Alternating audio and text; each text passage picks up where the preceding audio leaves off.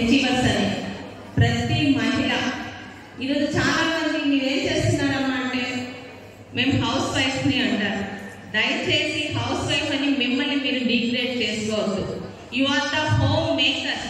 ఈరోజు మీ కుటుంబం ఈరోజు సమాజంలో ముందుకు వెళ్తుందంటే you are the reason behind your home.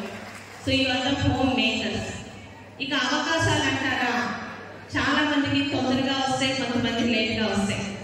ఉదాహరణ మీ ముందు నేనే 40sలోని ఈరోజు నా కెరీర్ స్టార్ట్ చేశాను. స్టార్టింగ్లోనే ఓడిపోయాను, అయినా ఎక్కడ నిరాశ చెందలేదు. ఎవరికి ఎప్పుడు ఎలా అవకాశాలు వస్తాయో తెలియదు.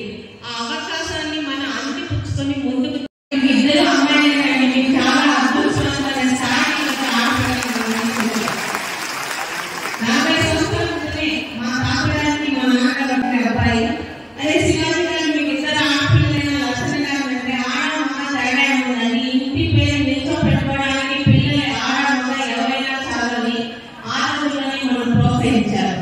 ఈరోజు ఒక ఆడపిల్లగా మీకు చెప్తున్నా, చేసేది ఏ ఉద్యోగం అయినా, పోలీసు ఉద్యోగం అవ్వచ్చు, డాక్టర్ అవ్వచ్చు, పొలిటీషియన్ అవ్వచ్చు, ఏదైనా అవ్వచ్చు, చిత్తశుద్ధితో మనకు వచ్చిన అవకాశాన్ని అందిపుచ్చుకొని ఒక సంకల్పంతో ఎవరికి భయపడకుండా ముందుకు వెళ్ళగలిగితే ఖచ్చితంగా మనం సమాజానికి చాలా సేవ చేసినట్లే. ముఖ్యంగా మన జిల్లాలో ఈ అధ్యక్షురాలుగా మనం తిరిగినప్పుడు చాలా విధంగా నేను చూసేదాన్ని. తొందరగా మన ఆడపిల్లలకి పెళ్లి చేస్తున్నాం.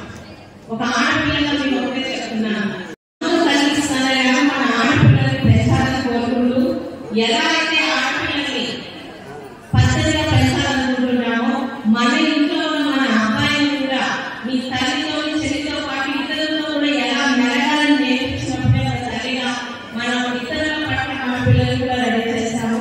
మరి ముఖ్యంగా ఇలాంటి కార్యక్రమానికి మన మహిళల మీద గౌరవంతో ఎన్నో పనులున్నాయి. ఇక్కడ చేసిన మన జిల్లా ఇన్ఛార్జ్ మంత్రి గారి సోదరులు కొండపల్లి శ్రీనివాస్ గారికి, అలాగే ఒక కలెక్టర్గా ఒక ఎస్పీగా జాయింట్ కలెక్టర్గా ఎంతో బిజీ షెడ్యూల్లో కూడా మహిళా దినోత్సవం ప్రాముఖ్యత కల్పించి వారి షెడ్యూల్ని పక్కన పెట్టి చేసిన అధికారులకి, ముఖ్యంగా కింది సమానులైన నరసంపేట ఎమ్మెల్యే గారి బగ్గు రఘుమూర్తి గారికి, అలాగే తోటి సీనియర్ ఎమ్మెల్యే అయిన కూన రఘుకుమార్ గారికి, ఇక్కడ ఇంత మంచి కార్యక్రమాన్ని ఎంతో మంది ఎత్తివలసి, ముఖ్యంగా ఇంతకుముందు గంగమ్మ గారు మాట్లాడారు.